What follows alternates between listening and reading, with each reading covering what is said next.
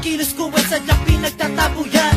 Kahit mga kaibigan ay walang pakialam sa kalagayan ko at hilig hindi maintindihan. Wala nakikinig at sarado ang isipan. Nais ko lang naman ay kanilang maunawaan. Tanggapin ako kung sino at mga tinutupad. Handa kong harapin ang pagsubok kahit tuwan. Lahat ay kaya, basta't marunong magmahaling pamahagi ang biyaya sa harap ng may kapal. Ipaglaban ang talento na pinangahawakan kung ano ang dahilan sa